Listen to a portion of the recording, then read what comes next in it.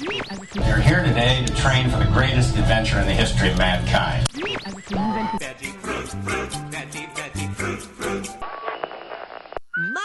oh my, born and bred in the briar patch, and I'm here to stay. We're about to begin. In case of a loss of cabin pressure, just relax, okay? Hey, thanks for being such a great test crew. Come back and ride anytime. Bye now. WDW Radio, your information station. Welcome to the WDW Radio Show, your Walt Disney World information station. This is show number 27 for the week of August 12th, 2007. I'm your host, Lou Mongello, and I want to thank you for tuning in once again. To our new listeners, welcome to the show. If this is your first time listening, let me just tell you briefly a little bit about the show. This is a completely family-friendly podcast that focuses on Walt Disney World, from our coverage of news and rumors to trivia, history, vacation planning, reviews, interviews, contests, and a wide variety of other segments presented to you with the help of a number of special guests each week. There's something here for everybody, and each show offers something a little bit different, so I invite you to go and visit the website at wdwradio.com or iTunes and download some of our older episodes. And remember, since this show is for you, I want it to be interactive and want you to be involved as much as you would like. You can always send me suggestions, comments, questions, or even a segment idea, and who knows, maybe you can join me on the air if you like. Okay, on to this week's show. Let's start off, as always, with news and views from Walt Disney World, including, of course, the big change coming to the Disney MGM studios. Our visit to the Walt Disney World rumor mill will include some possible extra magic hours, and an old favorite in Epcot possibly reopening later on this year. I'm also going to introduce the first in a recurring series entitled Legends of Disney Imagineering. My first guest certainly qualifies to bear that title and introduction. He is George McGinnis, who played a large part in the creation of the Mark 6 monorail, Space Mountain, Horizons, 20,000 Leagues Under the Sea, and countless other attractions and vehicles in Walt Disney World. In this exclusive one-on-one interview, Mr. McGinnis shares stories of being personally hired by Walt Disney, the triumphs and challenges in creating such attractions as the Wedway People Mover, Space Mountain, Communicore, and countless others. He reminisces about working not only with Walt Disney, but a who's who of Disney legends, including Dick Nunis, Marty Sklar, John Hench, Bob Gurr, Roger Broglie, Claude Coates, and so many more. It's truly something special that I think you're going to enjoy, and was a personal privilege for me to do. And listen very carefully, as he also may be sharing a secret about a change that's likely coming to one of his Walt Disney World attractions. Janice Smith from the Let's Talk About Disney podcast joins me for another unique take on the hidden treasures of Walt Disney World. I'll answer more of your emails and play some of your voicemails, so sit back, relax, and I hope you enjoy this week's episode of the WDW Radio Show.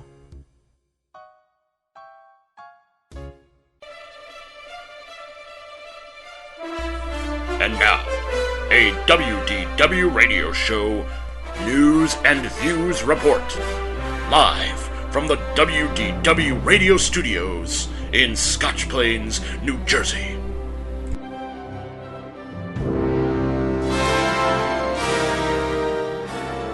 The big news coming out of Walt Disney World this week is that the Disney MGM Studios will be renamed Disney's Hollywood Studios, and that's going to take effect in January of 2008. According to Meg Crofton, president of the Walt Disney World Resort, she said, quote, "The new name reflects how the park has grown, from representing the golden age of movies to a celebration of the new entertainment that today's Hollywood has to offer, in music, television, movies, and theater." And I actually happen to agree with Ms. Crofton. I think this is a great thing. I'm happy about the name change. I think it's all-encompassing of all Hollywood entertainment without any relationship to any specific studios, etc. Now, this is also a perfect time for Disney to announce other changes that are coming to the park as well, including some now confirmed rumors. First, of course, we know that Toy Story Mania is going to be coming in summer 2008. Ms. Crofton talked a little bit more about what the experience was going to be in the release this week, including some more details, such as once inside, you'll reach Andy's Toy Box, where the competition really heats up to see who can rack up the most points. Using spring action shooters, guests will launch darts at balloons, rings at aliens, eggs at whimsical barnyard targets, and more.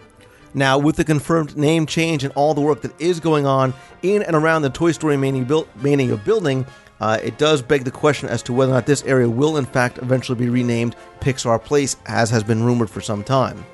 Other details that came out was that the Block Party Bash is coming, and that's going to be in spring 2008, replacing Disney's Stars and Motor Cars Parade. That's billed as being the wildest and, again, most interactive parade in Disney history, again, highlighting the move towards more interactivity with guests. This parade is going to include high-flying acrobatics. There's going to be more than 20 different Disney Pixar characters filling the streets, from The Incredibles, Toy Story, Monsters, Inc., and A Bug's Life. Additionally, Playhouse Disney Live on Stage is going to be getting the new cast from the Playhouse Disney TV series in the morning. Those are going to include stars from the Mickey Mouse Clubhouse, Little Einsteins, Handy Manny, and more. You should note that Playhouse Disney Live on Stage, the current show, is going to close and be closed throughout January in 2008, and the new show will open in February.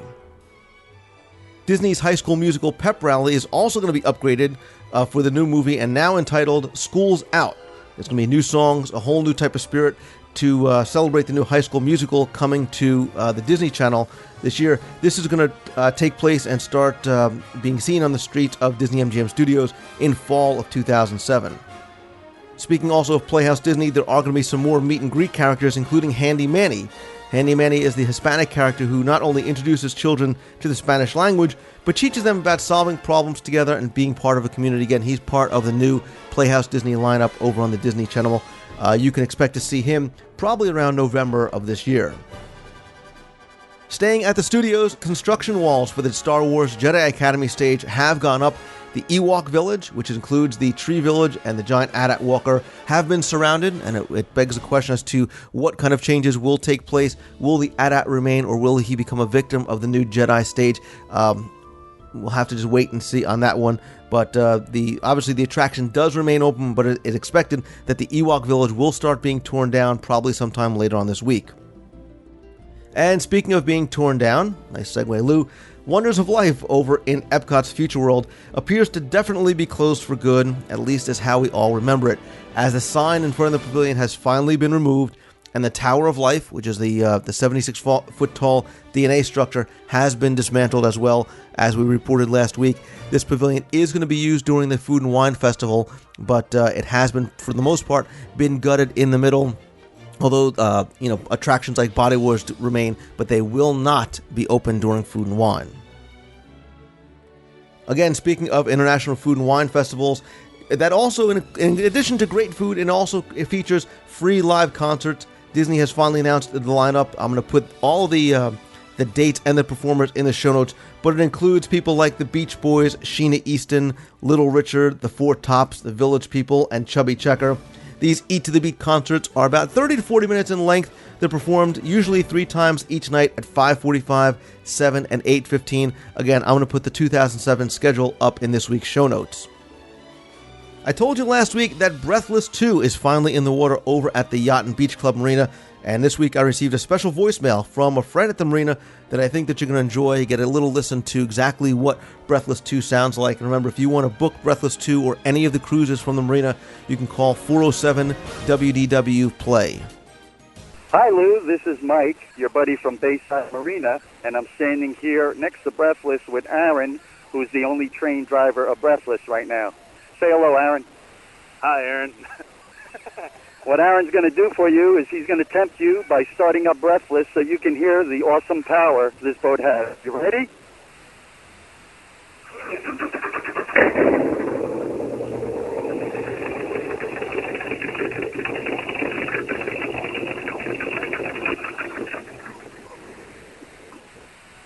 There you have it, Lou, and all the listeners. That's the new Breathless 2 at Bayside Marina. Now available for Illumination cruises Tuesday through Saturday night. Anything else you want to add, Aaron? Thanks, Lou. Thanks, Lou. Thanks, listeners. Start calling. For all of you Epcot fans, I have been sent photos and a couple of emails from people, guests and cast members who are telling me that some Epcot retro shirts are now starting to appear over in Mouse Gears. There's 2 that have been sent to me, at least pictures that I've seen. They're men's only, but this makes you wonder as to whether or not for the celebration that is going to be coming on October 1st, if more of these retro shirts are going to appear. They do say Epcot Center. They feature all the old logos. They are very, very cool, so I'd suggest definitely bringing your credit cards next time you're down. Finally, I want to tell you about some personal news that I'm very, very excited about, because if you are going to be in the Walt Disney World area on Saturday, August 25th, please come by and join me for a book signing and discussion in Walt Disney World. I will be at the Virgin Megastore in downtown Disney's West Side on Saturday, August 25th from 6 to 8 p.m. This is the first time I've ever done a signing on property, and like I said, I am very, very excited about it.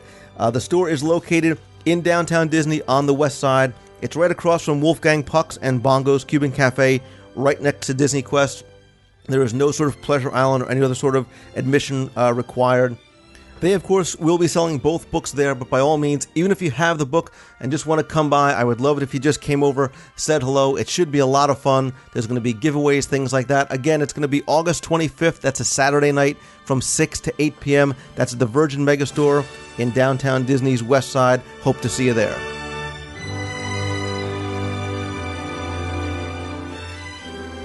And now, a trip to the Walt Disney World Rumor Mill.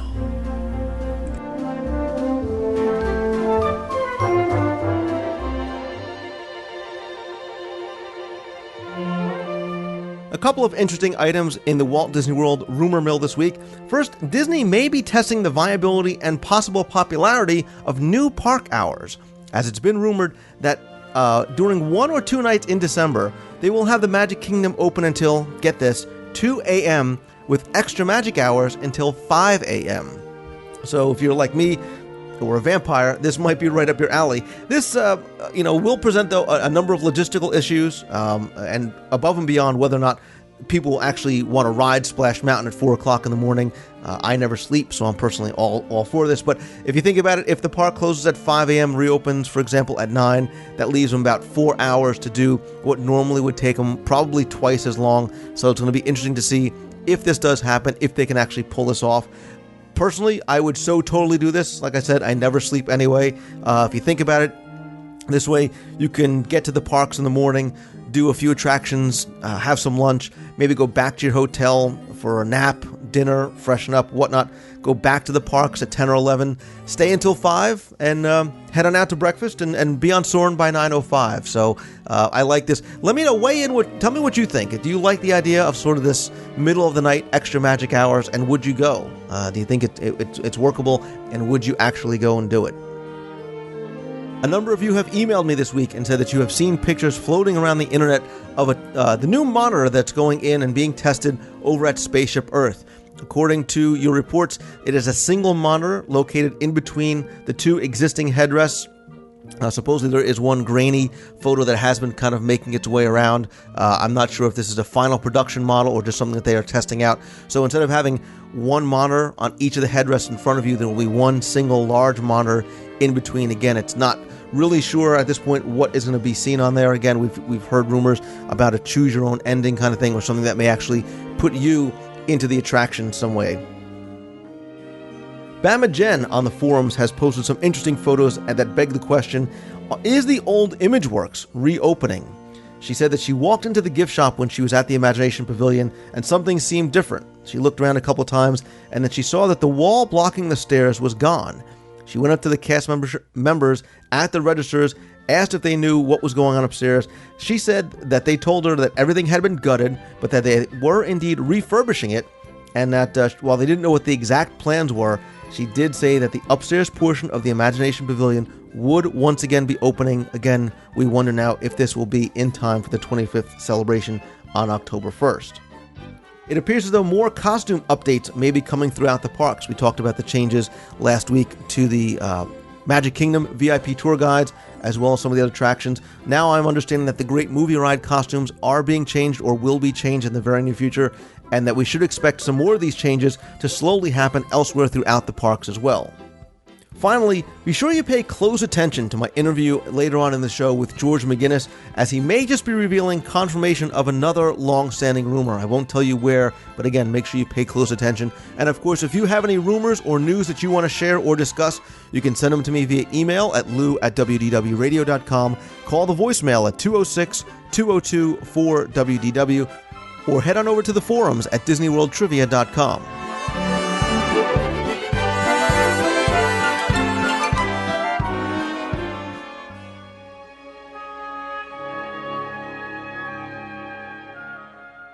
Some of Walt Disney World's hidden treasures aren't always something you can see, or touch, hear, or taste.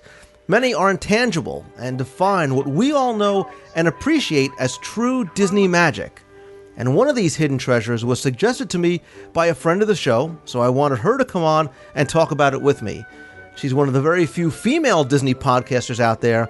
She's known to many as the Evil Queen. She is the lovely and talented Jana Smith from the LTAD podcast. Jana, welcome to the WDW radio show. Hey, Lou, thank you very much. How's that for an intro, right? Not bad. Hey, sounds good. Hey, at least you described me correctly. Exactly. I forgot to put lovely, young, and beautiful in there. That's not really true, so... Yeah, we actually had a chance to meet up for the first time last year back at Mouse Fest, as well as the rest of the Let's Talk About Disney gang. I met Mike and Ray and Cindy, and you guys are coming up on your 2-year anniversary, aren't you? Technically, yeah, right, Mike? Yeah, technically we're starting. We have just moved over into beginning our 3rd year. Wow, excellent! Congratulations. We're excited about that. I think that's awesome. But we've kept in touch, since we've met and over the last couple of years. We were talking about the Hidden Treasures segment on my show, and you came up with something that I not only agreed with, but I thought was really, really a unique hidden treasure. Why don't you go ahead and tell us what your idea of a true hidden treasure was? Well, one of the hidden treasures that I find, not only with my own family, but when we went to Mouse Fest, we also saw this hidden treasure just very abundant within our group. And that hidden treasure would be the bonding experience that you have with the people that you go to Disney World with. I agree. And, it's something that, like I said, it's so subjective and it's so intangible and it's very difficult to kind of articulate. But I think that because all of us get it, I say either you get it or you don't, I think we all know exactly what it is that you're referring to.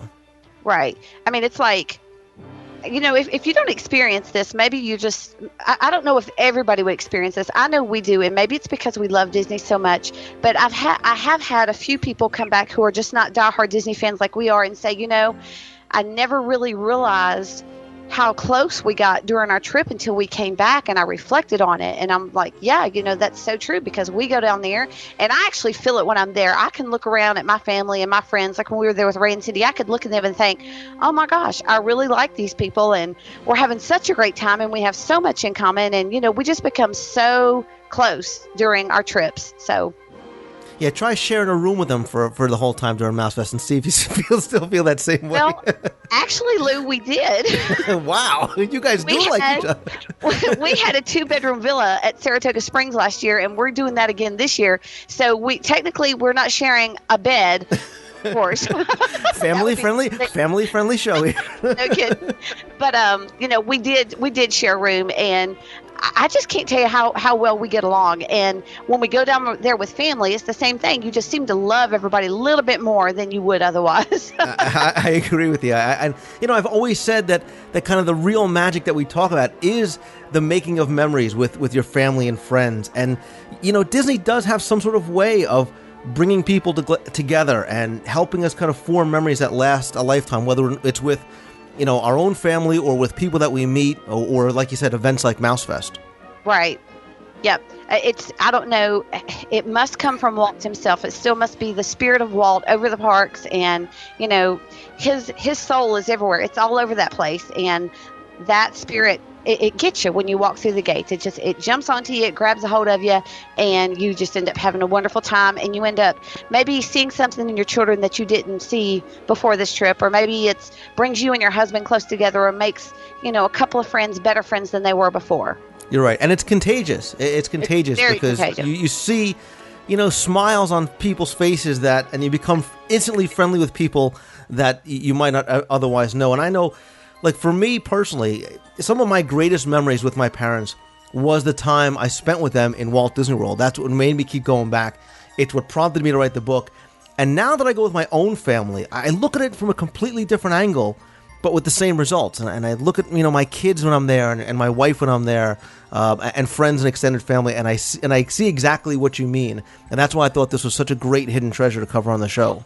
Well, you talk about that you're looking at complete strangers and stuff like that. I've done lots of different kind of vacations. I'm a travel agent. I go to lots of different places, and I've never been to any destination where everybody, strangers, is standing in line. You can make friends standing in line with people you don't know.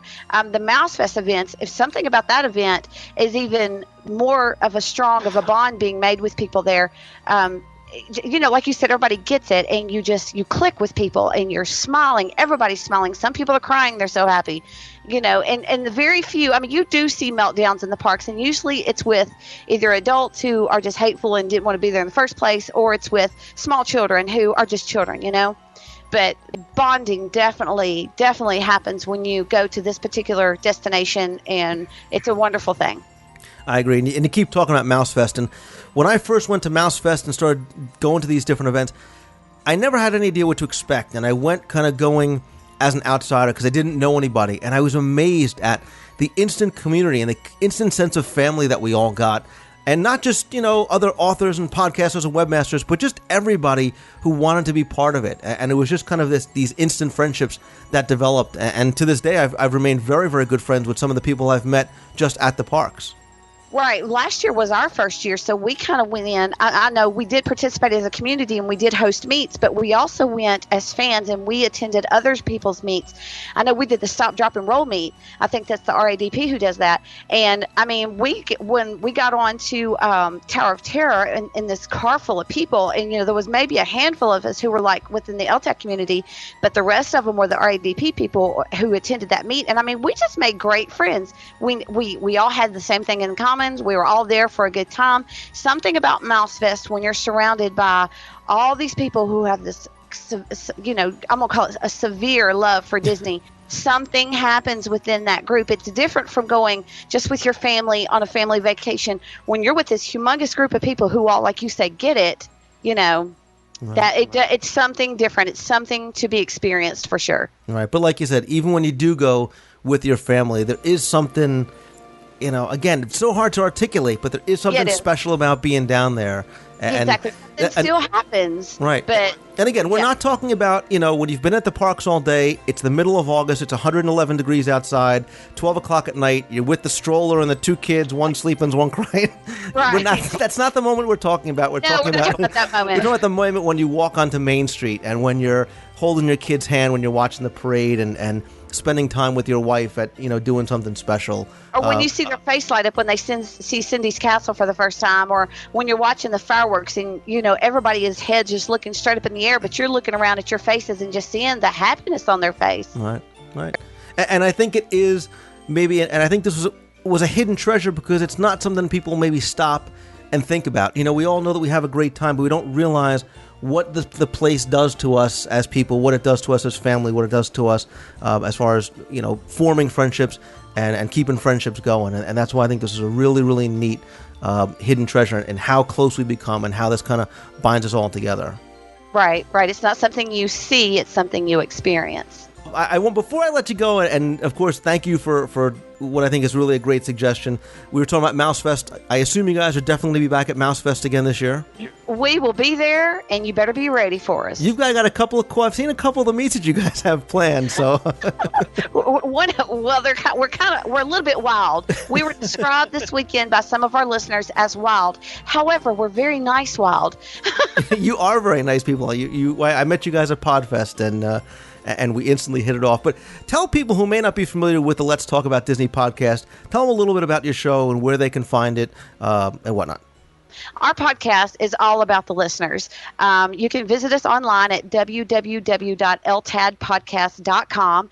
and just, come hang out with us. And literally, our podcast is about hanging out. It's about the friends. We want to hear your stories. We want to hear your trip reports. We want to hear what your favorite movie is and why, what your favorite ride is and why. We want to know about you and your experiences. That our podcast is based around the listeners and their experiences. We are not experts by no means whatsoever. Lou Mangello is the expert. We're Disney fans just like you guys are, and we're just trying to share the happiness, the magic, just trying to share that with everybody. And I'm a travel agent, and I do sell Disney vacations. That's what my agency specializes in, is Disney. However, it's not all about the travel agent and everything. It's all about you guys' trip reports, what you want to say. Just call in, say what you want to say, and we play it. Well, when we first started talking way back when, I'm not sure it was I was talking to either Mike or Ray, and I was like, what I like about your show is I just kind of feel like I'm sitting at your dining room table just listening to you guys talk about Disney. He's like, well, yeah, that's pretty much what we're doing. We're sitting at our dining room table talking about Disney. That's exactly what we're doing. And we used to actually podcast from the dining room table. Now we've actually moved upstairs. But that's exactly what we're doing. It's like I said, we're not trying to teach you anything. I will share with you on occasion what you might see, what you might do, what you might experience. But we want to talk with you and talk to you about your trip and how fun it was for you and let you relive those memories and share. Well, your show's a lot of fun, and like I said, you guys are very friendly, and it really comes through on the show. Again, that's LTAD, LTAD, podcast.com. I'm going to put a link up in the show notes this week. If you're going down to MouseFest, make sure you check the schedule for the LTAD meets that are going on. Jana, I am looking forward to seeing you guys again this year at MouseFest. Thank you so much for the Hidden Treasure. Thank you for coming on the show, and I look forward to seeing you guys soon. Well, thanks for having me here. Thank you.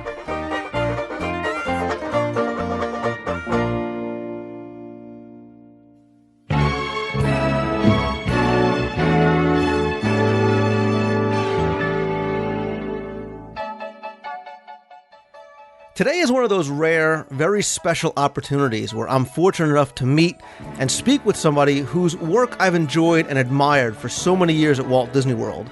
His work is legendary and includes helping to create attractions in Walt Disney World such as Space Mountain, 20,000 Leagues Under the Sea, the Big Thunder Mountain Railroad, the Woodway People Mover, Spaceship Earth, World of Motion, Kilimanjaro Safaris, the Mark IV and 6 monorails, and countless others.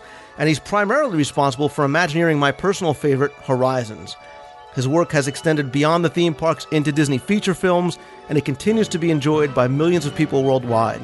So it's my distinct honor and pleasure and privilege to introduce a man who really needs no introduction.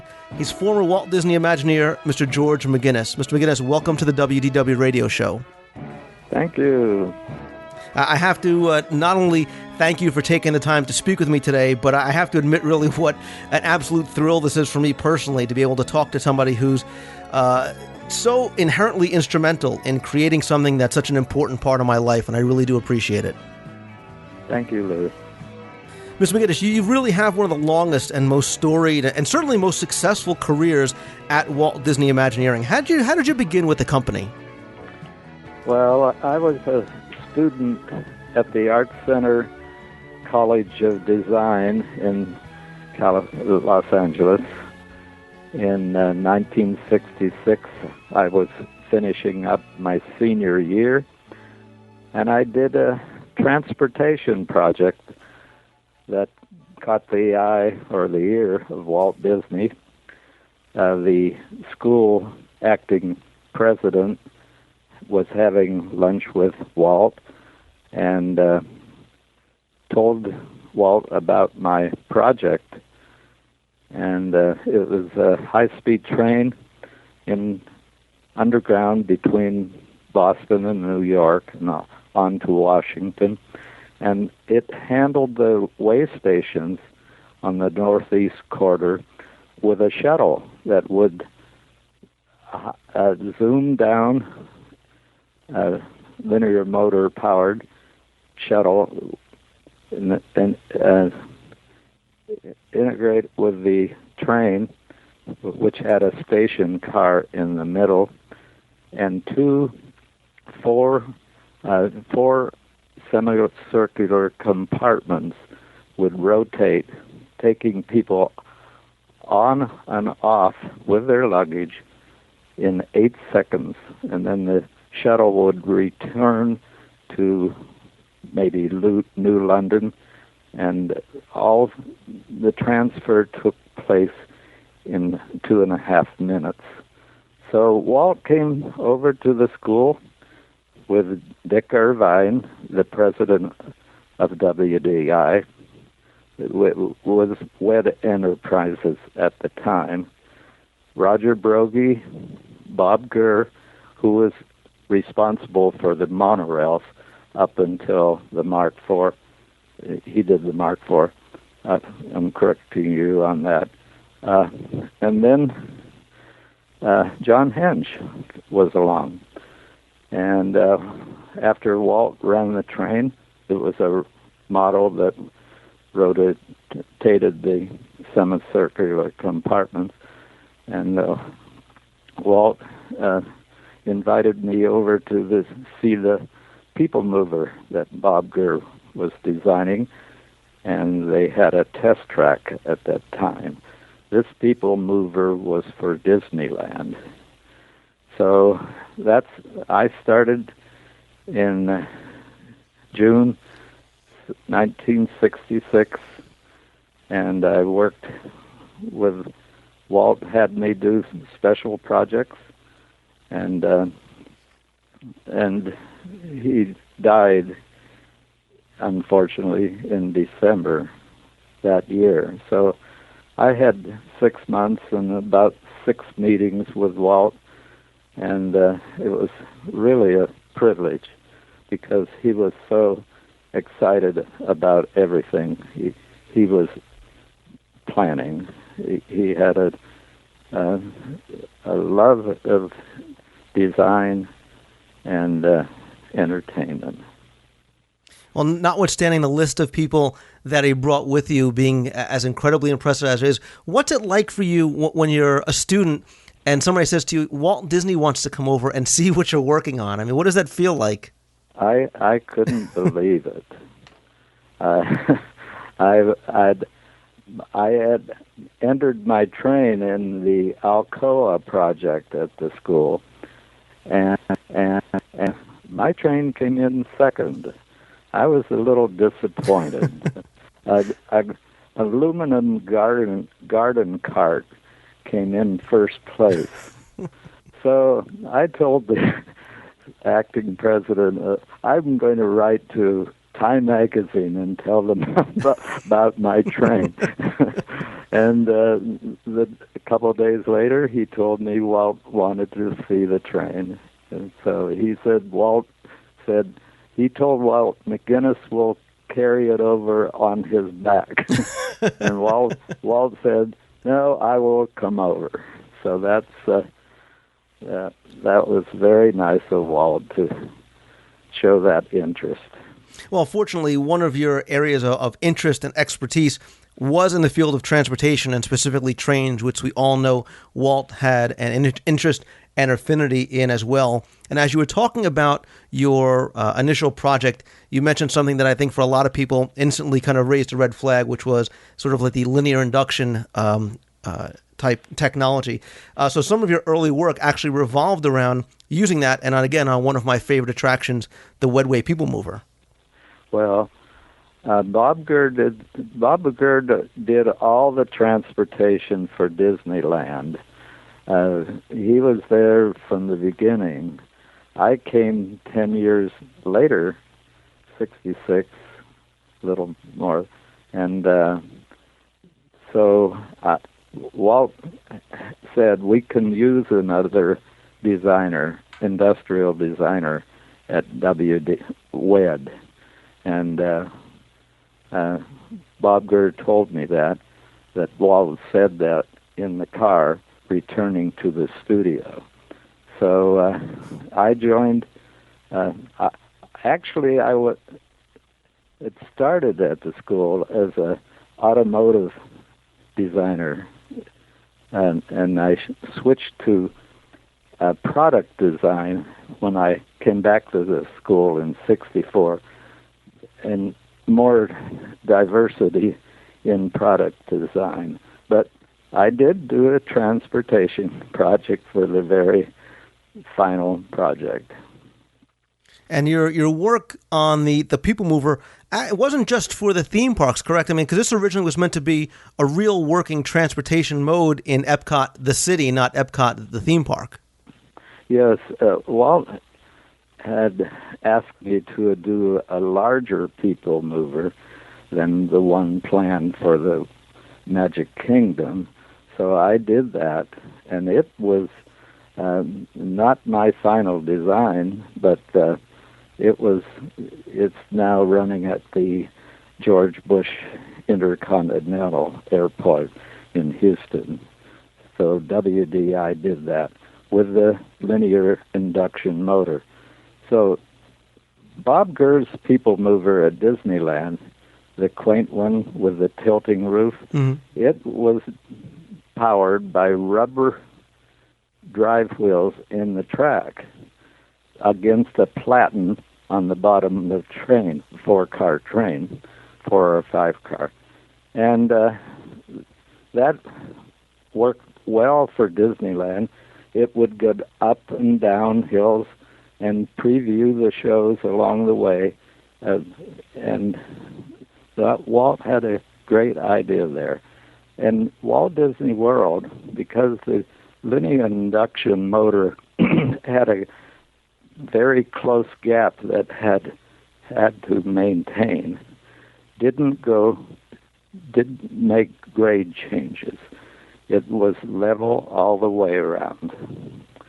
You may have noticed that. Mm-hmm.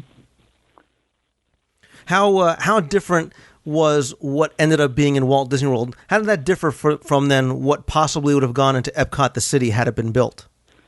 Well, the larger People Mover I designed would carry much more people, and that I did an illustration of the People Mover for Walt's so-called last film. It was the film he did to show to the governor of Florida for promoting Epcot. And I believe he showed that to the governor in October. And I did illustrations for that film showing the monorail and the People Mover moving through the international area, which became World Showcase eventually.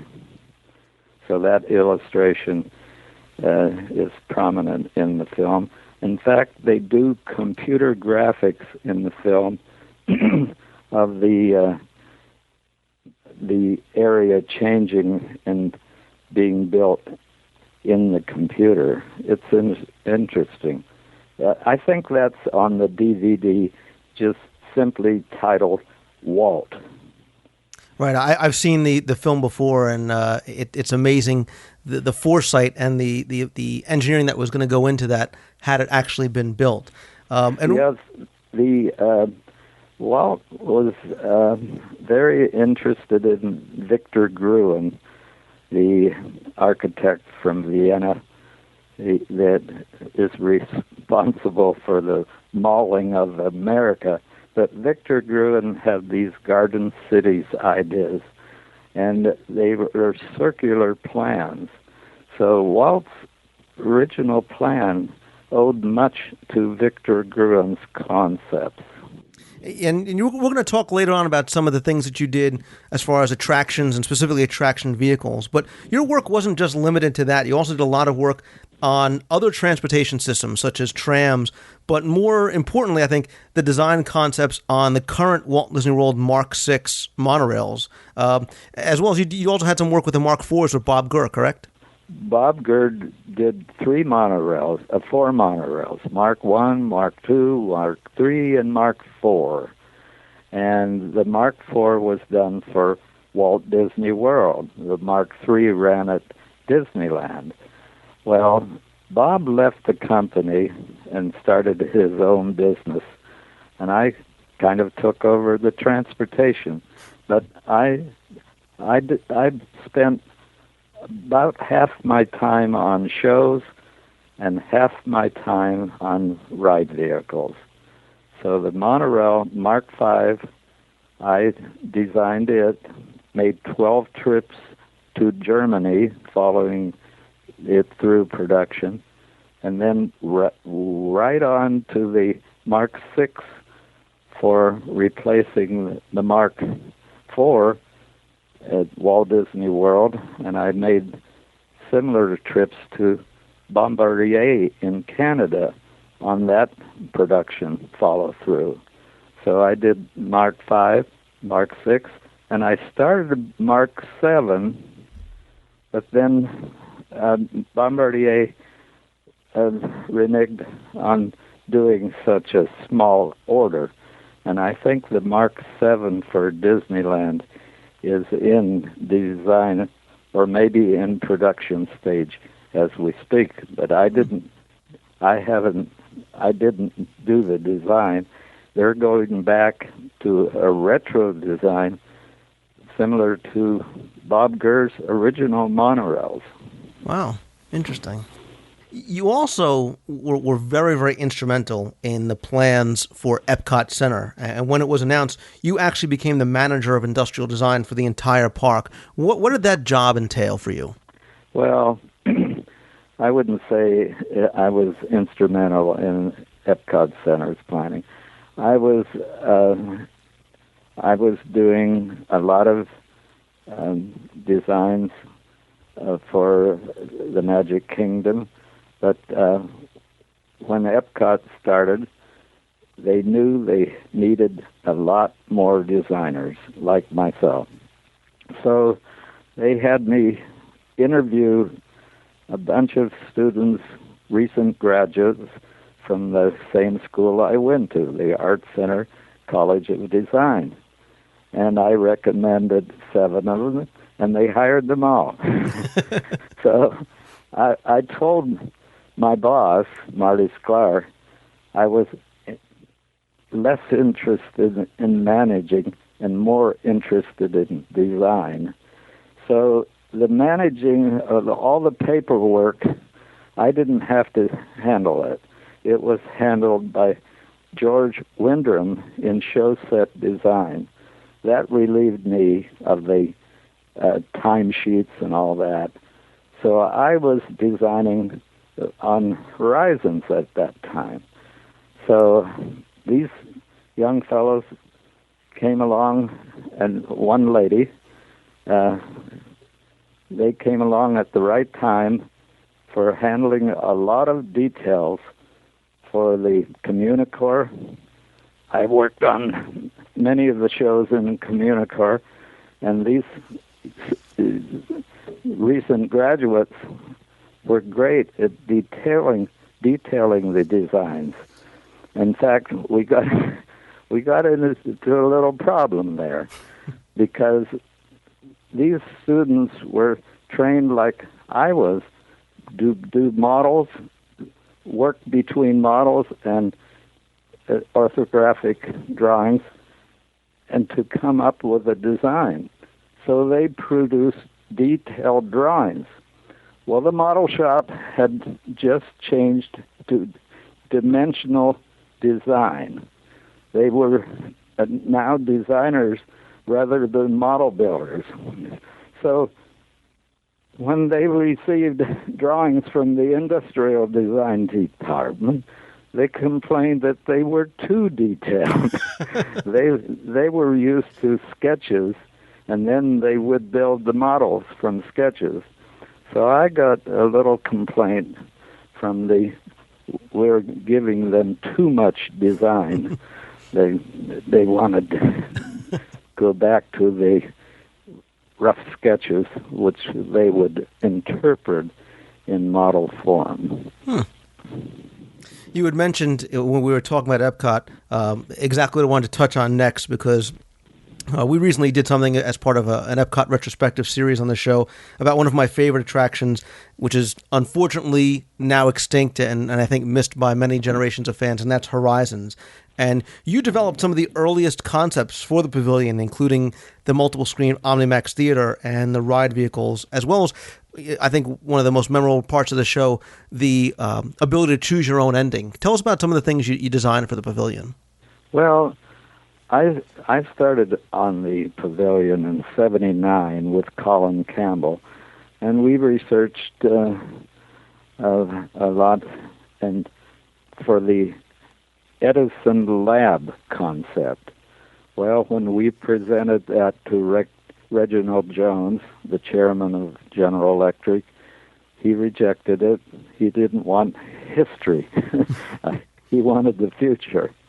Well, we went back to the drawing board, and working with the General Electric team and our own show writers, such as Tom Fitzgerald, we came up with a concept of past, present, future, with the omnisphere handling the present. Well, Marty Sklar asked me to see if I could fit an IMAX into the pavilion.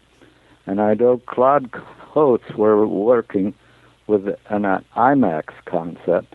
Well, I chose the Omnimax, and I had 3 screens circling around, and the vehicles would travel through 2 times through the experience. Then later on, when I had to reduce the size of the pavilion, Marty asked me to take 10 million out of it, and usually an engineer is asked to take 10 million, but it shows how important the show designer is to the cost. I took 600 feet of track out of the pavilion and didn't lose any story. The way I did it, my first design for the Omnisphere had 3 screens, as I said. I reduced it to 2 screens and went in at the bottom, and it came out at the top at the level of the next scene after the Omnisphere. So that was the biggest reduction in track. And then I combined 2 scenes, scrunched them into 1 scene in 1 bay, shortening the pavilion. And that, when you went through one side and you went through the back side, you were seeing the next scene.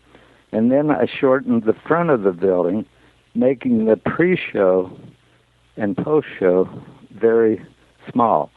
Now, we'd lost the post-show. I had done a post-show concept with Mark Nowandek, but the incoming chairman-to-be, Jack Welch, shot that down. So we only had a Bob McCall painting in the post-show, and I put 3 mirror illusions in the pre-show. So all in all, the building became shorter, front and back, and 2 scenes combined, and a lot of track taken out of the Omnisphere. And I never heard whether we reduced it by 10 million. That was not important for the show designer, just to accomplish it, but never heard the details of the result. Well, and not only did you cut it back in size while keeping the integrity of the story, but you were still able to get to the scheduled opening date of October 1st of '83, which is even more so impressive. Well, one of the things that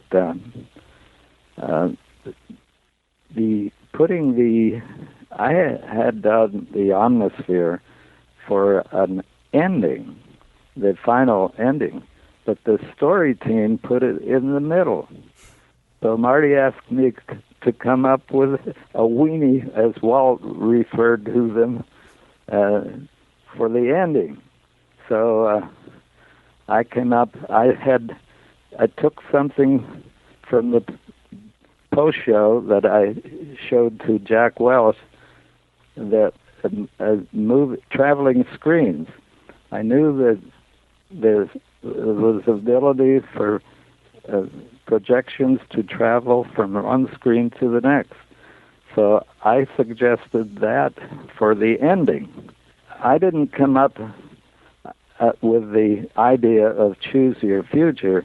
I came up with the technical concept. I offered an idea which turned into the choose your future. One of the things for me was that Horizon really embodied so much of what Epcot as a whole represented on so many levels. It was representative of the themes of Epcot and Future World specifically. And I think it was really the singular attraction that encompassed all of the themes of Future World. But I think more importantly, it carried over the central themes of kind of everything that Disney does, from its films to its theme parks and every form of entertainment. And that's the concept of family and how the importance of family. Yeah. Some people said the Horizon show should have been in Spaceship Earth because it explained the reason for Epcot so well. So that was someone's concept. Yeah, and we talk about the connections to it, to the Carousel of Progress, and again that whole idea of family kind of transitioning to the next generation and the future. And speaking of family, actually, your own kids could be found in the attraction, right? Yeah, my kids were about 5 years old, and my daughter was 7. My boys were 5. And Tom Fitzgerald suggested they could be in the scenes. So Reed is the boy floating when the space shuttle port is coming in. Space shuttle is docking. And Scott is the little boy, the seal licking his face in the undersea classroom. And Shauna is sitting over there tapping her foot with the long blonde hair.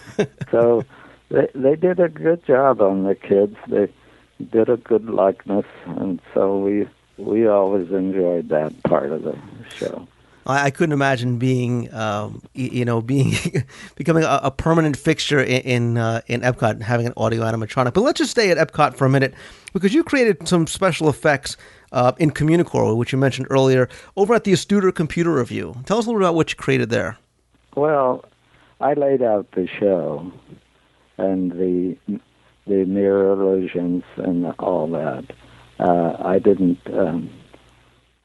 And Tom Fitzgerald wrote the story. Tom and I worked on several shows, he being the story person, and I being the show designer.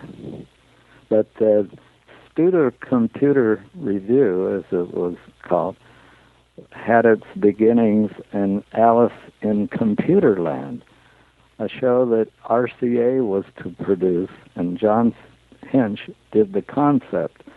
So old concepts never die.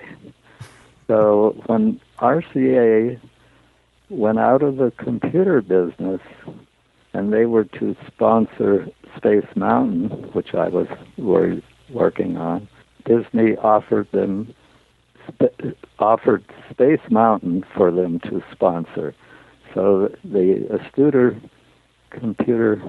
Alice in Computerland died for a while, but it was reincarnated in Astuder Computer Review for the Communicore.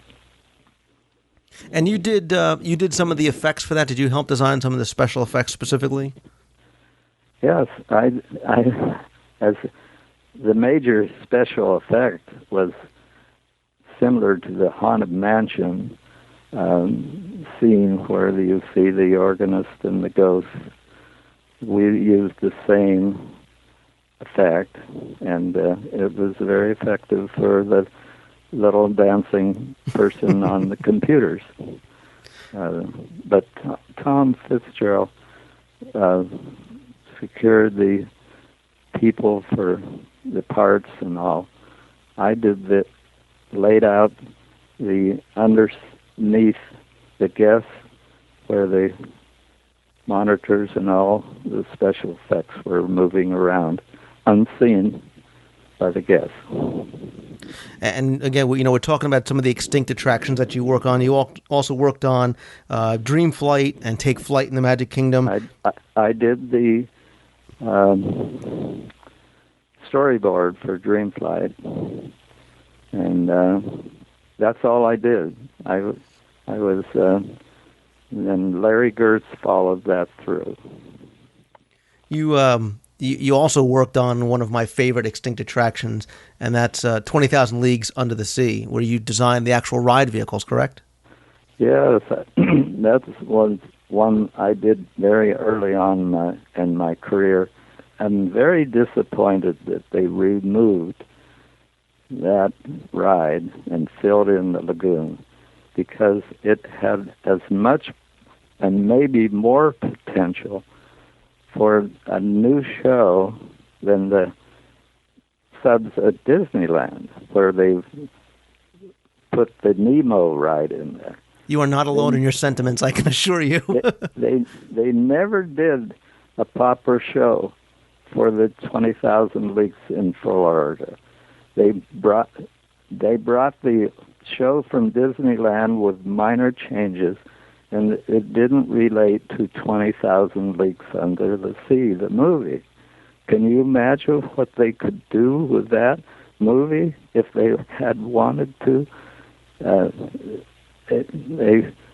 They brought basically the same show from Disneyland, just like they did the Pirates of the Caribbean.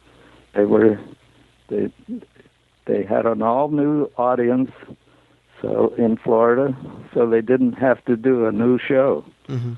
But I think they missed. Michael Eisner missed the boat on taking out the 20,000 Leagues subs. Now, albeit they don't have a lot of capacity, and right now at Disneyland, you wait in line for a long time. But it's a good show, and 20,000 Leagues could have had a wonderful show based on the movie. That's my feeling. I agree, being a fan of the attraction and a fan of the film. And it's unfortunate because it sounds like, and again, I haven't ridden Disneyland's Nemo Voyages yet, but it sounds like it's suffering the same issues that the Walt Disney World version was, which was accessibility, load times, the ability to get guests in and out of the attraction very quickly. The sub-rides? Yeah. Yeah. It wasn't a high-capacity ride, and but Walt didn't mind that. He wanted you to be entertained in the queue, and we always tried to make the queues interesting, and people will, as long as people are walking along, they are happy. Well, that's a good segue to talking about one of your real greatest triumphs, I think, and one of the things you're most noted for, which is your work on a true classic attraction, and that's Space Mountain. And it must have been such an incredible project to work on for so many different reasons, from the engineering and technical challenges to the concepts themselves. Well, Walt Disney came up with the name. He's reputed to have said, "We have a Matterhorn mountain. Why can't we have a Space Mountain?" And he assigned John Hench to do that. But it didn't come about for many years after Walt's death. I started on it in 1971, and for Disneyland, believe it or not, we had a 200-foot circle of space with between substructures at Disneyland. So I started on it, and Bill Watkins, the engineer I've worked with on many rides, he was responsible for the track design.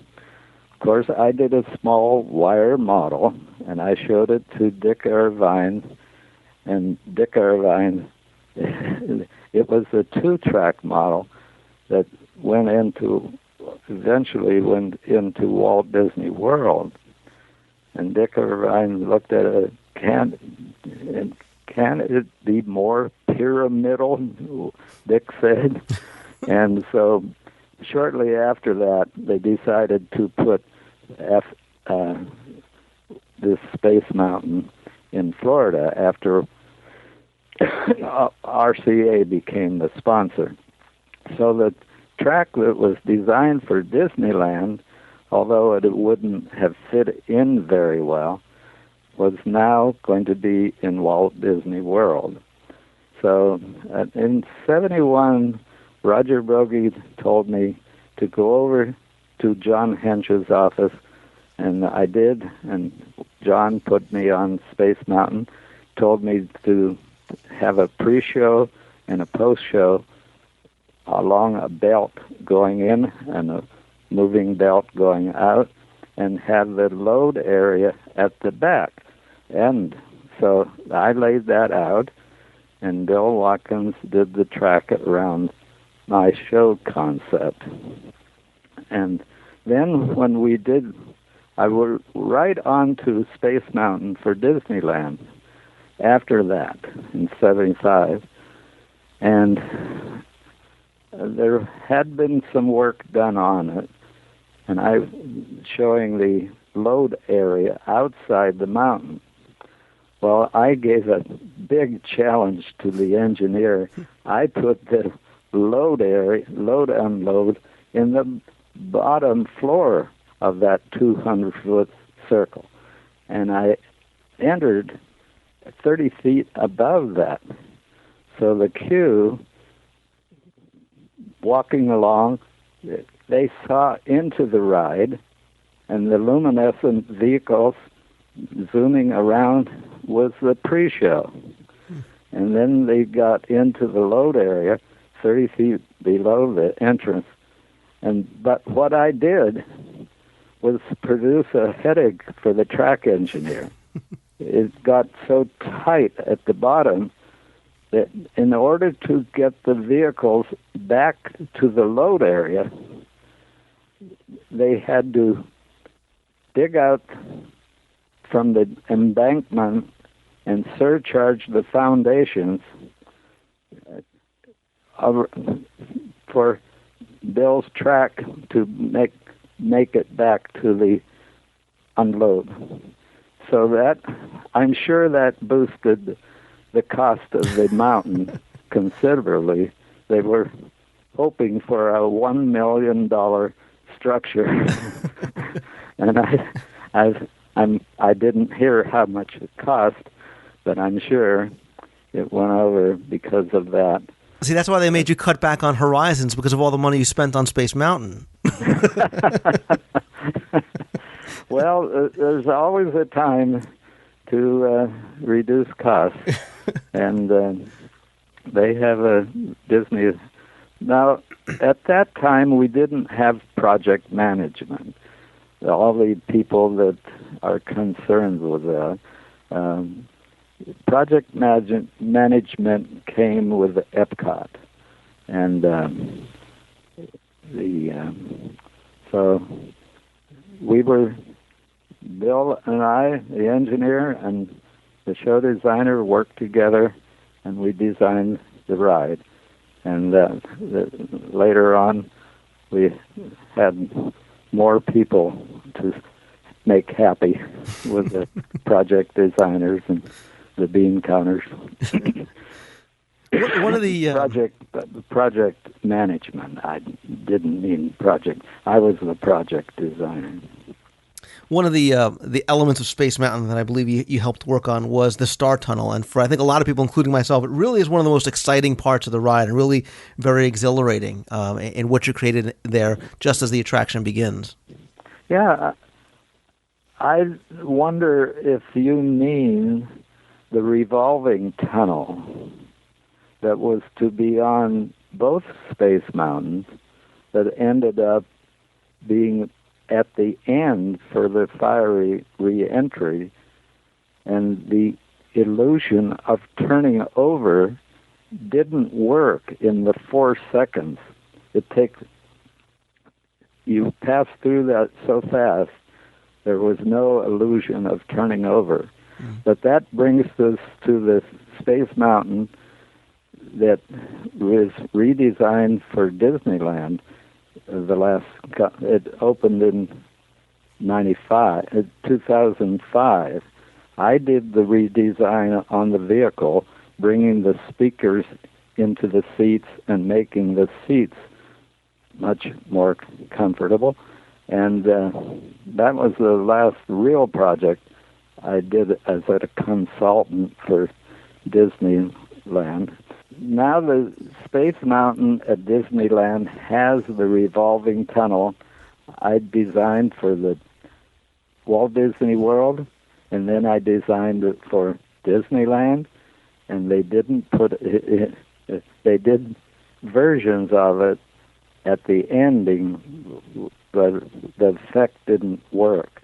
But it works very well at Disneyland now.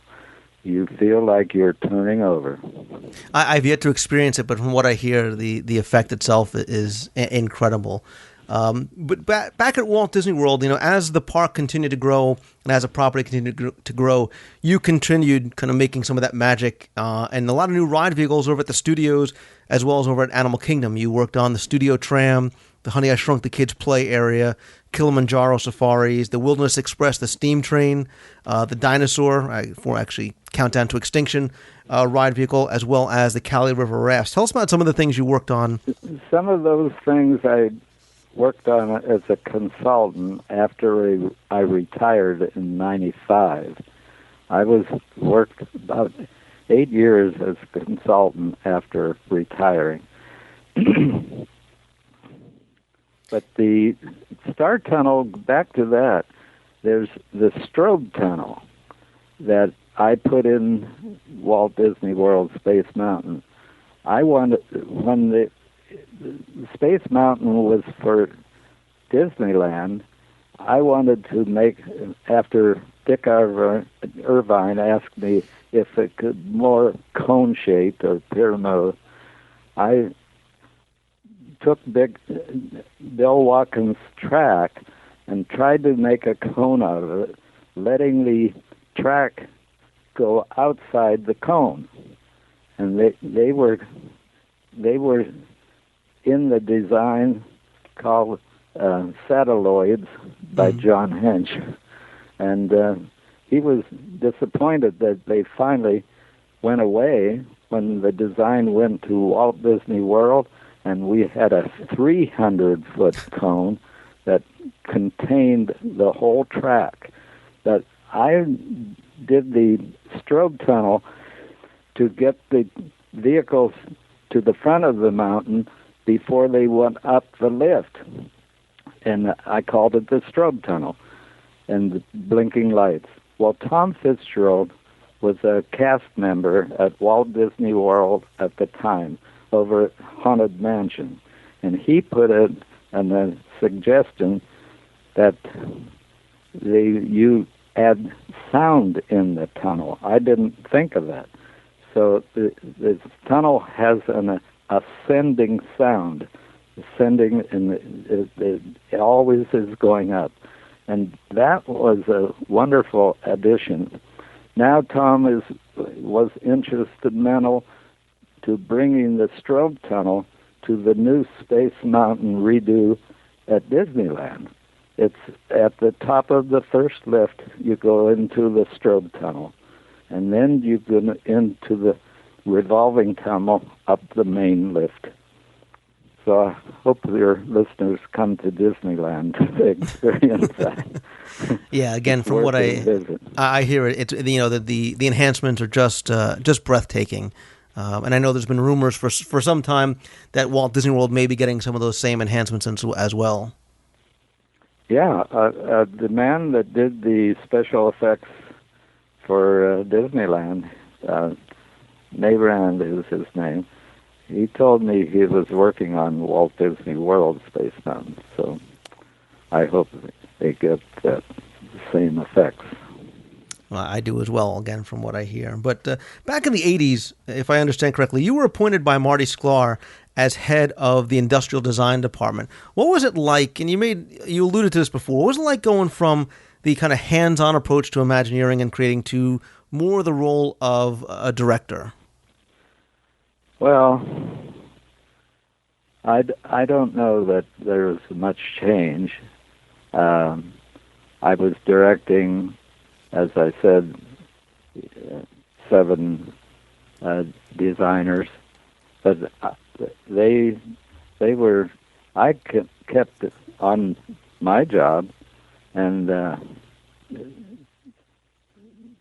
gave them jobs that came in, and so we were all sort of on the same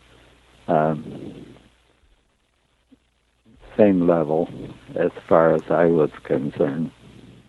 I have to admit that one of the accomplishments on your very, very extensive resume, and again, we talked about your other work over at the studios and the Animal Kingdom as Walt Disney World began to grow, was actually the creation of one of my favorite characters from my childhood, and that was Vincent, the robot from the Black Hole movie. How were you kind of recruited to go from working on theme parks to designing a robot for a feature film? Well, I did so many things, from the rocket jets, and that was one of my first designs for Disneyland. Even did the mailbox for Tomorrowland. Yeah, Peter Ellenshaw was our director on that film, the late Peter Ellenshaw. And he was doing a wonderful job, but he was having problems with the robots. So our vice president, our R&D, was the astronaut. See, I'm getting tired, so I have a problem. The Gordon Cooper was vice president of R&D at WDI, and he came over one day, and he was just our offices were just around the corner from each other, and he said, George, I have Ron Miller in my office. We want to talk about robots for the Black Hole. Well, I went over with him, and Ron explained he wanted a small, cute robot.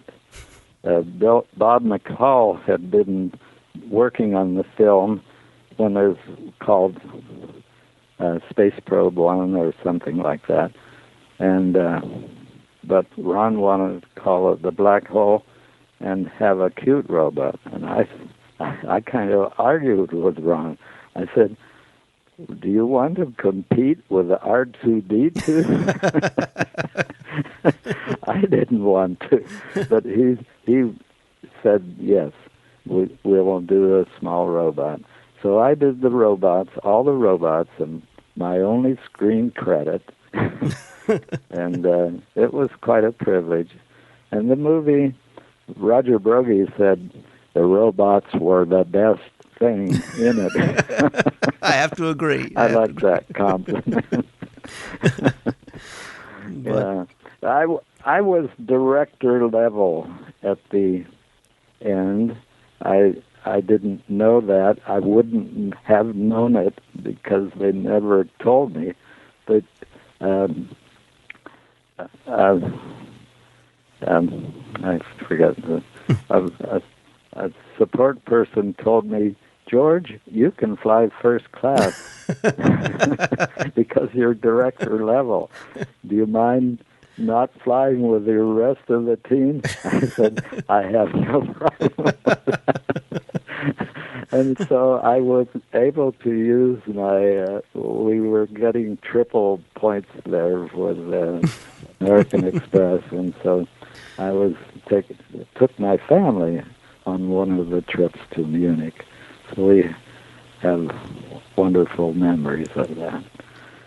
The incredibly talented people that you were able to meet and work with at Disney is just mind-boggling. As the name, the list, it's just a veritable who's who of Disney history. Like you said, Dick Nunis and Marty Sklar and John Hench and Bob Gurr, Michael Eisner, X Atencio, and of course, Walt Disney. What was it like, working with and learning from and eventually teaching people whose names are synonymous with, making Disney magic?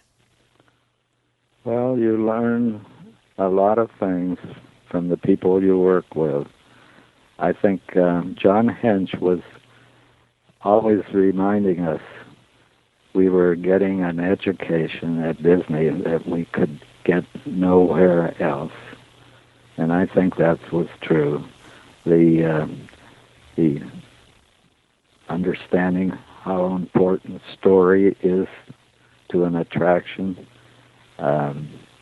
having the success and momentum behind us with the successful attractions already built, and especially learning from the animators that Walt brought over to Glendale to design Disneyland. Herb Ryman, of course John Hench, and X Atencio, and I could name a lot if I had the list in front of me. I have that list of the Mahogany Row when I first started there. I wondered if I had made a mistake. I had left a job with the city of Los Angeles where I had a beautiful electric drafting table, all modern equipment, and they threw a 4x8 piece of plywood on two sawhorses, and I had my drafting table. But I didn't realize how blessed I was. There was Mark Davis right beside me, and I wish and Chuck Mile and Vic Green and Herb Ryman and others were right in the row, and they were just in a cubicle without a door. Dick Irvine had the only door on his cubicle where I interviewed with him. So I was in a perfect place to learn. And I remember Walt Disney coming in to see Mark the last time he visited WED. And he was in to talk to Mark right beside my board, which was out in the middle of the floor. And the WED's only computer was to the right of me, and Ken Klug and Jim Cashin were working on the monorail track on the computer. So I was right there, and the architectural department was one area adjacent to it. And one of the persons that was very welcoming to me was Sam McKim. Wow.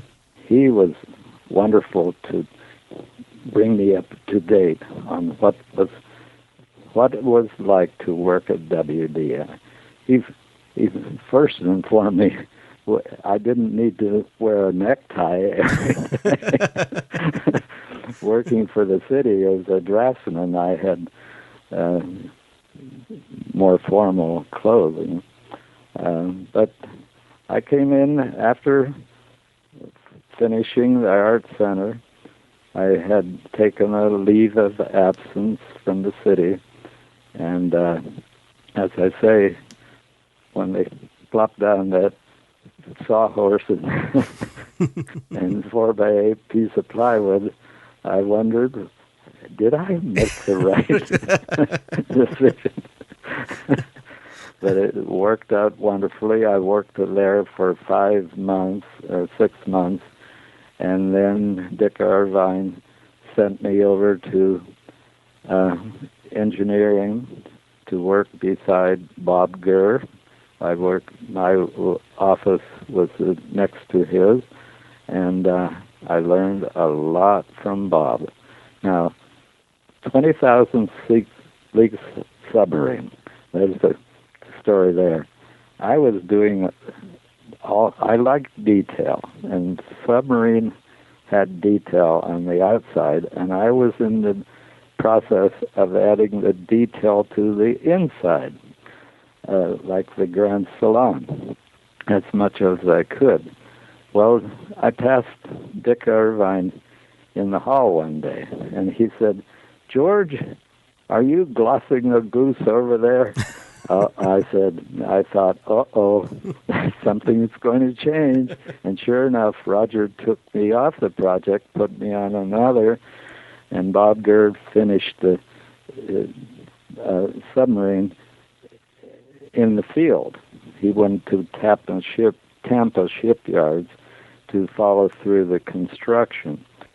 Mr. McGinnis, just to kind of wrap up, what do you think, with all the accomplishments that you've done, with Disney and elsewhere, what do you think your greatest accomplishment is while you worked for the company, or what are you most proud of?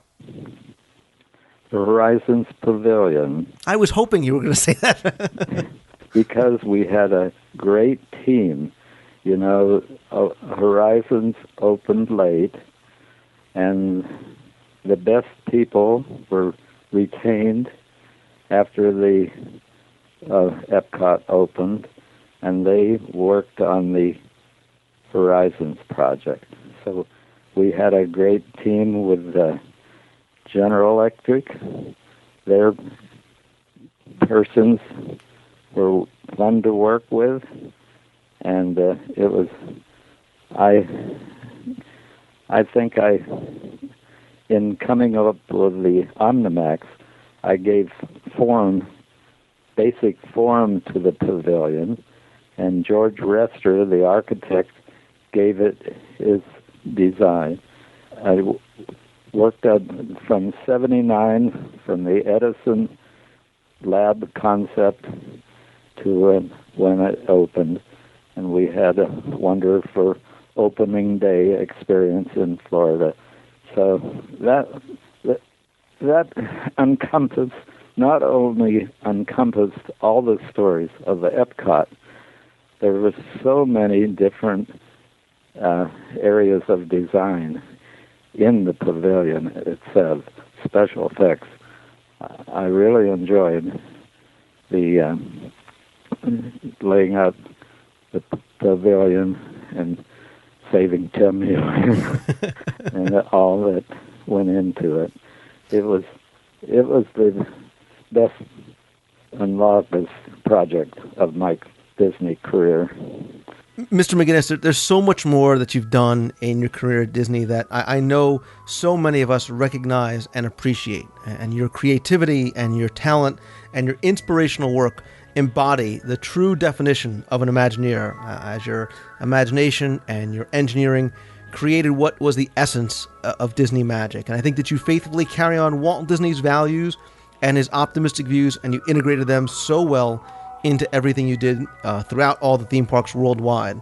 Walt was quoted as saying that all he asked of his designers was that his guests leave with a smile on their face. And I can testify, as being a guest, that you have done, you've accomplished and exceeded that goal many times over. And I really want to give you my sincere thanks for taking the time today to share your stories with me and my listeners.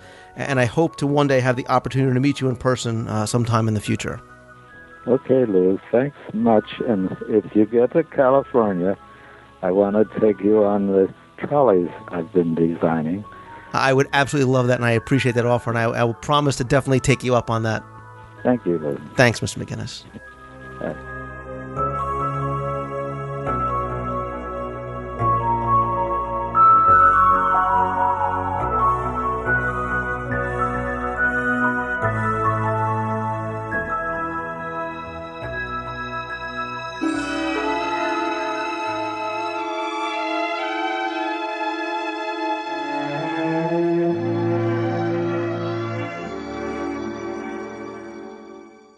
We have time for just a couple of emails this week, so let's start off with the first. This one comes from John Strickland, who says, "Hey Lou, love the books and show. My wife gave me an iPod for Christmas, and I love listening to the show while I'm on the road. My family, which includes myself, my wife, plus 2 boys aged 7 and 9, will be returning to Walt Disney World later on this year for our 4th visit. The other 3 we've stayed at Wilderness Lodge, and this time we're going for Port Orleans Riverside, likely Alligator Bayou section. We're annual pass holders, not alligator pass holders, though we live 7 hours away in Metro Atlanta. We love Disney. I've read a lot of positive comments about the resort and was just curious to get your take on it. We plan to continue to go to Walt Disney World over the next several years, and we want to stay in different resorts to experience more of the magic. It's nice to save staying in a moderate versus a deluxe as well. What do you think about Riverside, and what's your favorite resort and why? Thanks again, John. John, thank you very much for the email, and I do really, really like the Port Orleans resorts. I like both Riverside as well as French Quarter. I like the locations, the theming I think is excellent, as well as the dining options. Specifically, Port Orleans Riverside, that was formerly known as Dixie Landings, for some of you that remember it as that from way back when. The theming here is great. It's got that kind of feel of an old Louisiana town along the Mississippi. You kind of really feel as though you're immediately immersed into the whole Louisiana Bayou type area. There's wonderful restaurants. You have Boatwright's Dining Hall, which is very, very well themed, very good food there. You also have the River Roost Lounge, which is very, very nice. The Riverside Mill Food Court, so there's a lot of different dining options there. There's basically 2 styles of room here. You mentioned the Alligator Bayou. Those kind of have the feel of a rustic lodge. You should note, though, that they do not have elevators. That's the one thing I always make sure I tell people. And Magnolia Bend really looks like a giant plantation-style mansion. Again, both very, very well themed. As far as specific buildings, I'd quickly throw out that I like buildings 14 and 15 over at Alligator Bayou. And in Magnolia Bend, I like Oak Manor because it's nearest to, kind of where the central location for everything is. Again, you're right on the Sassagoula River. You can take the boat down to downtown Disney. I think, like you said, it's a great bargain because it's a moderate resort, but with theming that kind of rivals even some of the deluxe resorts. There's stuff for your kids as well as you guys who are adults to do as well. I've always mentioned the fact that I like French Quarter just a little bit better, probably only because it's a personal preference as far as theming and the fact that it is much, much smaller. Riverside does have about 2,000 rooms in it, and French Quarter is much, much smaller, but I think these are definitely 2 of the best resorts, and definitely my top 2 as far as moderate resorts are concerned. Next email says, Lou, this email's been a long time coming. First of all, I purchased your 2 trivia books a little over a year ago. When I received them, I was extremely impressed to see that you had inscribed them. Thank you for that. You're quite welcome. A couple of times a week, I surf the net to absorb as much new information and rumors about Walt Disney World as possible. Upon realizing that Disney had a podcast, it immediately became part of my weekly routine. Anyway, during my first listen, my sweetie came up to my computer and did not immediately ask what I was listening to, but just listened and then commented, "Oh my God, he's one of you." She didn't realize that there were others like me and that are borderline obsessed with Walt Disney World. Like you, I was raised on Disney, making yearly trips as a child every June. As a kid, my world revolved around Christmas and Walt Disney World, and as an adult, not a whole lot has changed. My question is also about a request for information. I've visited almost all the on-property hotels, and as strange as it sounds, my favorite is Caribbean Beach. That doesn't sound all that strange. Anyway, I'm looking for as many little-known facts as I can get my hands on. If you could indulge me, I'd sincerely appreciate it. Thank you for being a full-blown geek like me. Keep up the good work and letting me visit Walt Disney World via your podcast. I look forward to it every week. Don't stop. And that's Chris from Middle Island, New York. Chris, thank you very much. Again, we do share a lot of the same sentiments about Walt Disney World. And no, there's nothing wrong about Caribbean Beach being your favorite. I like a lot of things about that resort. I think, again, the theming here is wonderful. As far as little-known facts, there's really not much I can kind of really throw out there to you. If you want to really seem like a geek to your girlfriend, you could just say that it was once the holder of 2 distinctions over at Walt Disney World. It was the very first moderately priced resort on property. It was also at one point the largest. It has 2,112 rooms. It even has its own internal bus system to get you from one side of the property to the other. It lost that distinction of being the biggest on property in December of 2003 when Pop Century opened. If and when they ever complete both sections of Pop, it's going to have more than 5,700 rooms in 20 buildings, so that will clearly make it the largest resort on property. If you look over to the pool, it's called Old Port Royal. It's themed after a Spanish fortress. If that sounds familiar, Port Royal was the setting for both the movie and the attraction, of course, Pirates of the Caribbean. Another thing that you might want to people, I think, miss when they go there, you can go over to Parrot Key Island, That's the tropical play area for kids. There's birds and stuff there. Another little known kind of hidden treasure that's there. But yeah, thank you again for listening, and thank you for the email. Next email says, "Hi, Mr. Mongello. I really enjoyed your shows." I don't get used to people calling me Mr. Mongello, but that's okay. Anyway, they are packed with information. I have a question about the not-so-scary Halloween party. We're going on October 31st, and I'm worried it'll be too packed, sell out, and not be enjoyable. How many people do they let in, and is it worth it? Am I crazy? Love your show. Keep up the great work. And that's from Sharon and family. Sharon, thank you for the email.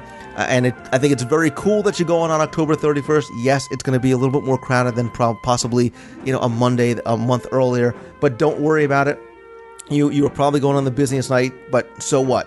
From what I understand, they do cap the attendance at probably around 25,000, and while that may sound like a lot, that's far below what a normal, very, very busy day at the Magic Kingdom around Christmas time or middle of summer or big holiday would be, so I wouldn't worry about it. It's a ton of fun. I would just tell you to make sure you plan ahead, try and get a guide map if at all possible. You can find some old ones online that at least give you an idea of what's going on. You need to decide what you want to do and see. I would also suggest trying to focus less on seeing attractions if you can. Focus on things more like getting to see the parade, some of the other special events, the special fireworks and whatnot. But again, I wouldn't worry, and I think you're really, really going to enjoy it. It's one of my favorite special hard-ticketed events that Disney puts on. Next email says, "Hey Lou, love the show, listening to a podcast right now. I had a quick question for you. My husband and I visit Walt Disney World during the first few weeks of January, and we've seen the dancing lights at MGM, but have not seen the gingerbread house at the Grand Floridian. Do you know when Disney takes down the house? We were amazed at how fast the holiday decorations came down. It almost seemed like an overnight transformation. I've never been to the Grand Floridian before. Would love to see the gingerbread house as well. Thanks for your time, Jill. P.S. I've noticed posts in the forums use a lot of acronyms. Does the list of these most popular acronyms or abbreviations exist anywhere? Would make a new member like me understand some of the things people are talking about. Thanks again." Jill, I'll take your second part first. Yes, there actually is a post in the forums. I'll put a link up in the show notes that you see if you visit a lot of Walt Disney World and Disney-related websites. They talk about a lot of different acronyms when they're discussing either resorts or attractions, things like that. You might see BWV or AP and have no idea what people are talking about. We have a pretty extensive, almost complete list, I think, up in the forums. I'll put a link up in the show notes so you can go and take a look at that. But now, as far as your question, as far as the Grand Floridian is concerned, you're talking about the legendary gingerbread house that is put up around the holidays in the lobby of the Grand Floridian Resort and Spa. This day, they put this up in mid-November, and it really isn't just an amazing thing to behold and look at and smell, but it doubles as a real bake shop. They really bake classic gingerbread using an old Austrian recipe there. They have cookies and ornaments and gingerbread houses that you can take or have shipped home. There's bread, chocolate peppermint, lollipop, anything you can think of. It's a 16-foot high, 17-foot wide gingerbread house. They use more than 10,000 pieces of gingerbread, more than 1,000 pounds of honey to make this. There's all kinds of stats that I can put up in the show notes. It takes about 400 hours and to actually bake the house, another 160 just to decorate it and put it together. But as far as when it comes down, unfortunately, depending on when you're going, they usually take this down relatively quickly after the New Year's. I mean, we're talking maybe 5 to 7 days, probably max, after January 31st that this comes down. So if you are going at the end of December or early January, I'd suggest getting there as soon as possible to check it out. Next email comes from Sandy Lorber, who says, "Hey Lou, I downloaded your podcast weekly and I listen to it on the subway in the morning on my way to work. When I'm listening, I don't even pay attention to the people complaining on the train. I've told a lot of my friends and coworkers that there's also Disney fanatics about your podcast. They too have become fans. Thank you very much. As you seem to be an expert about and have the inside scoop on a lot of things and attractions inside the Disney parks, our question was regarding the Illuminations cruise that you mentioned a few weeks ago. While it sounds great, not everybody travels with a group large enough to rent the whole boat to view the fireworks cruise. I can understand that a couple celebrating a special occasion may want some privacy. Are there any plans on Disney taking reservations on a seat-by-seat basis rather than the whole boat? I called the Disney reservations line and could not get a straight answer. Thanks, and keep up the great work for all that you do for Disney fans." Again, that's from Sandy. Sandy, thank you very much. I really appreciate you taking me with you to work with you on the subway every morning. Now, as far as booking an Illuminations cruise, you can choose to either rent an entire boat, or you can actually share with others if you don't want to just go as a couple. The price, for example, for a pontoon is about $235 plus tax.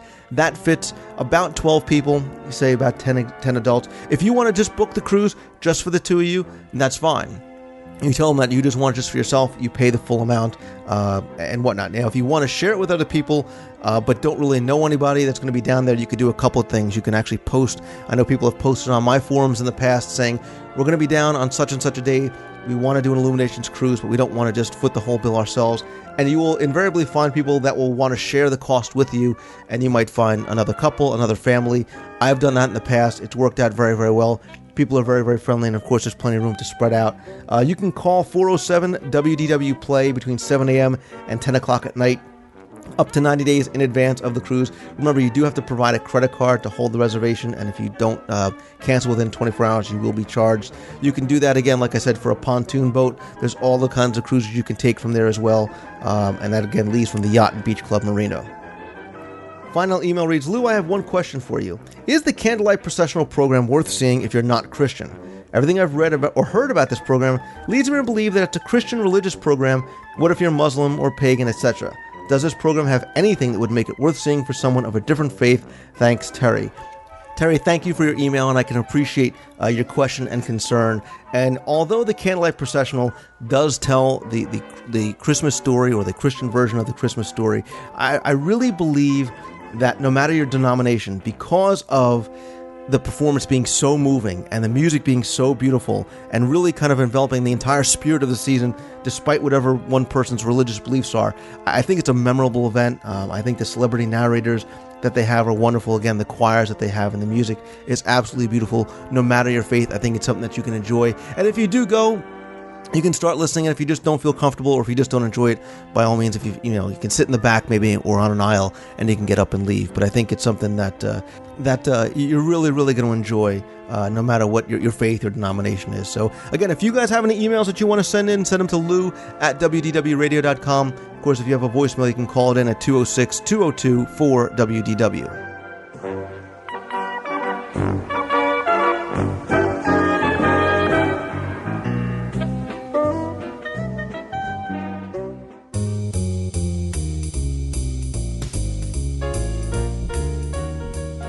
Thank you for tuning in once again this week. I hope you enjoyed the show. I, of course, want to thank Janice Smith from the Let's Talk About Disney podcast, and I cannot say thanks enough to legendary Disney Imagineer George McGinnis for spending time and sharing his stories with us.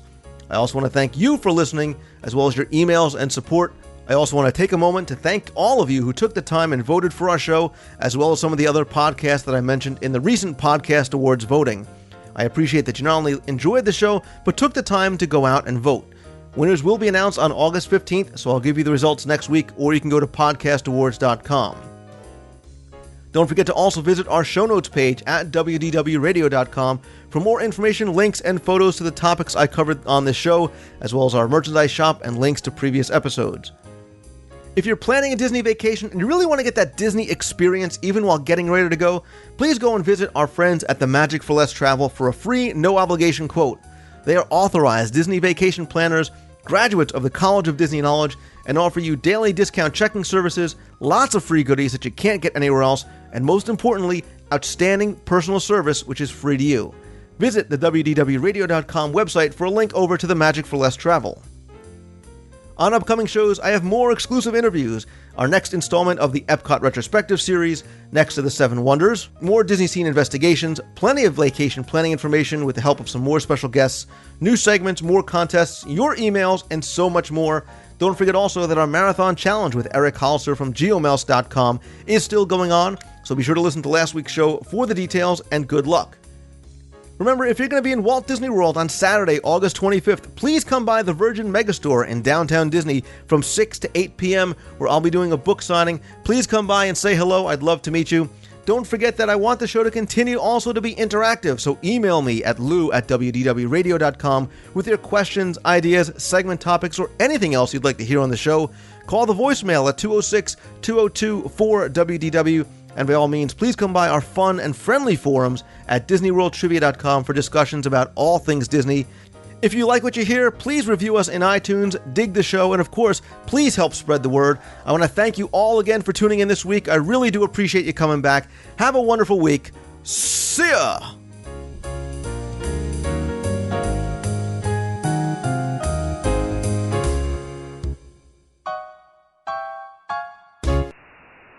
Hey Lou, this is Gordon Montgomery from Boca Raton, Florida.